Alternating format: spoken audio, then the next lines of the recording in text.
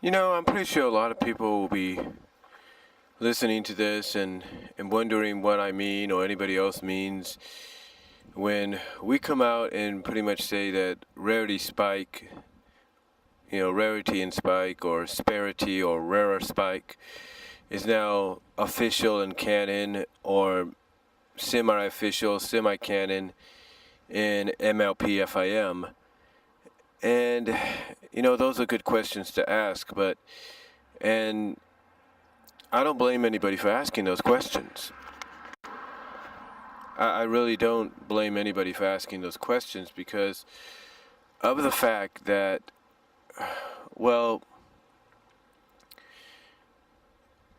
when you look at, as I've mentioned, other people have mentioned, when you take a look at how the episode or the special comes to an end, and it basically comes down to Spike presenting his gift to Rarity, which I think a lot of us called the moment we knew Spike was going to find a way to, get Rarity and get the gift for Rarity. We kind of knew either way, depending on how you feel, how he obtained Rarity's cutie mark. He obtained Rarity's cutie mark design, or paper, if you will, to, like I say, get a gift for her. I think a lot of us kind of figured out that either way, he would be the last one to present his gift. And the way it was done, I think, was very well done.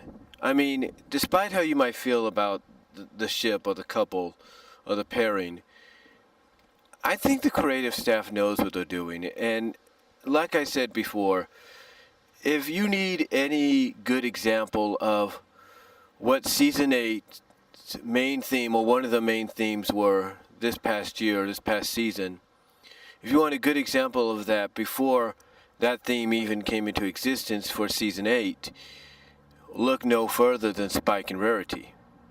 Look no further than that. Like I said, look no further than that. Because if it wasn't for that kind of being the starting point, you wouldn't have gotten episodes like the one with Appaloosa and the situation there between Applejack's cousin and that reindeer, or that deer, or that doe, who was was a representation of their version of Native Americans. But point is, ladies and gentlemen, when you take a look again at Rarity and Spike and why they became a focal point, or why the Sparity thing became a focal point or was brought back in Season 8. Again, Season 8's theme was about accepting people for who they are and what they are.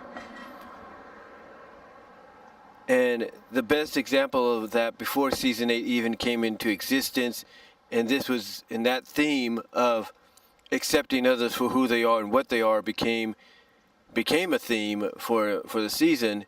You want a great example of that was Spike and Rarity. But also, when you take a look at how the song was presented, it was presented in a way that, for someone like me that's grown up for almost 30 plus years, and I have seen a lot of live action and animated series that have had these kind of moments. These moments, the way they are filmed or animated, usually indicate that there is something romantic happening right then and there. That realization is dawning on one of the characters, or the character that this moment is being dedicated to by the other. And that realization is that the other individual, I should say, is confessing the love for them. And that's what you got here. When Spike started singing, and he got to the line, "Nothing can compare," the camera turns to Rarity, and it kind of slowly zooms in on Rarity. And when it zooms in on Rarity, when it slowly zooms in on Rarity, you see her eyes kind of like, she gets the surprised look, and then her eyes kind of shrink a little bit and then, go big again out of emotional surprise and happiness.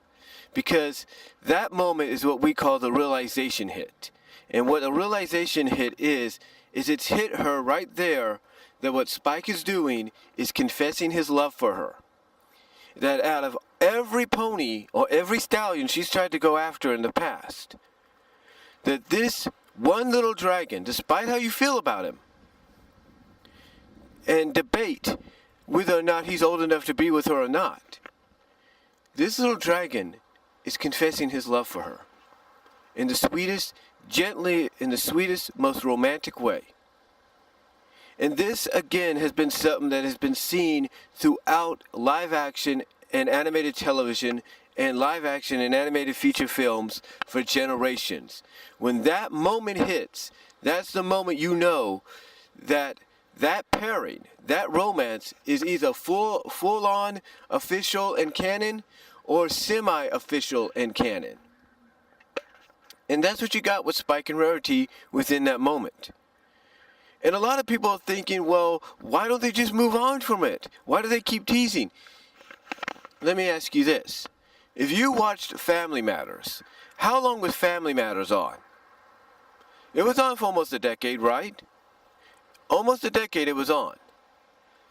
How long did we have to wait till they finally built to Steve and Laura being together? They had to wait since the beginning, but as time went on, they built and built and built to that moment. They built to the moment where Laura accepted Steve as a good friend. They built to that moment.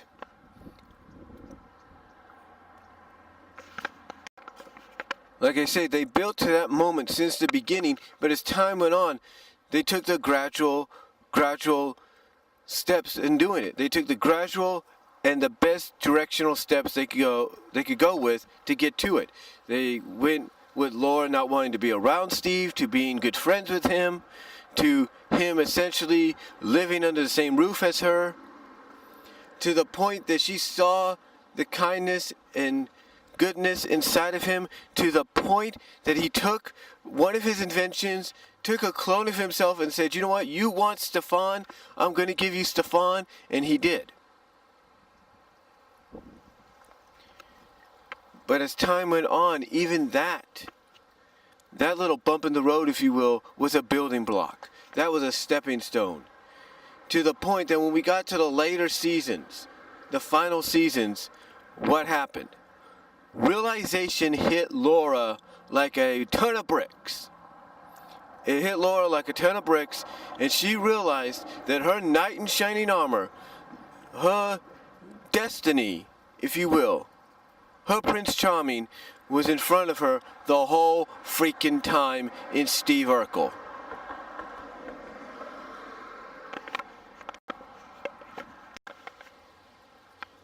Like I was saying, it took almost like a ton of bricks for that realization moment to hit her, to realize that her Prince Charming, her knight in shining armor, was always in front of her in the form of Steve Urkel.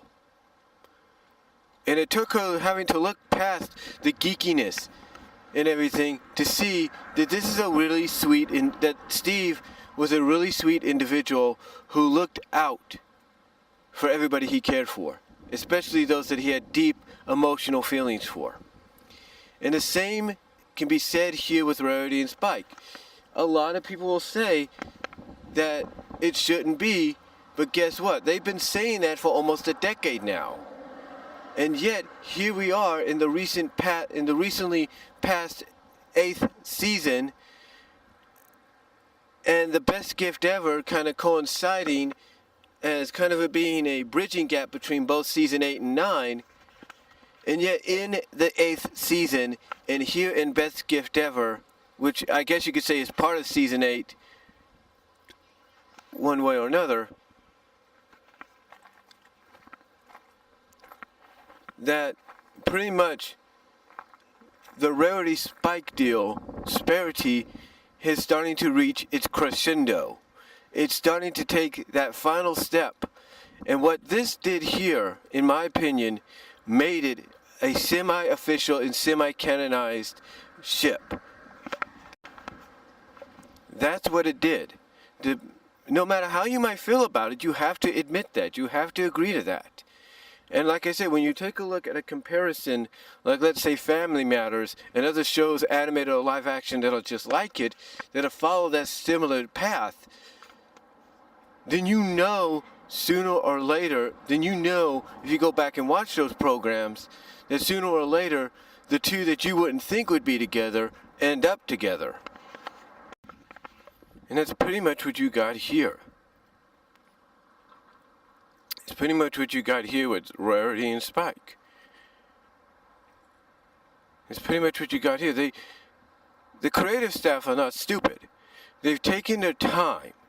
The creative staff, depending on how you feel about them, they're not stupid. They've taken the gradual steps. And Nicole Dubach, if she's the one responsible, or Josh Haber, or whoever, is responsible for bringing Sparity back into the forefront, then they're doing it because they noticed that the correct path, the correct steps were taken, the correct path was followed to possibly get to that moment. You bring it in, basically from the first 3.5 seasons, you bring it in, you let people know it's there. The seasons that follow, you let it simmer with a few acknowledgments here and there, a few moments here and there. And then when the time is right, you bring it back to the forefront and say, here it is, it's back, and it's better than ever, and it's being treated as a more mature ship. Because when you take a look at how Spike presented that song to Rarity, and he accepted the kiss, that was very mature and very grown up of Spike, no matter how you feel about it.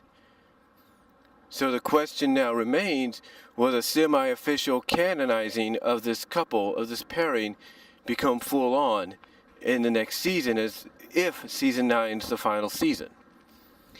I'm believing it is, because why would you do this in the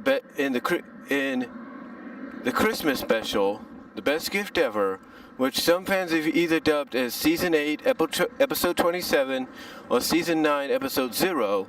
Why would you do it? There has to be a reason, guys. And I think that reason, and like I said, I think that reason is because I believe they are ready to finally go full on, dive full on face first into this shipping pool of Spike and Rarity, and maybe others. So let me know what you guys think. I got to get back into work. Maybe I have to put back on my Superman costume. But let me know what you guys think down below, and I'll talk to y'all later.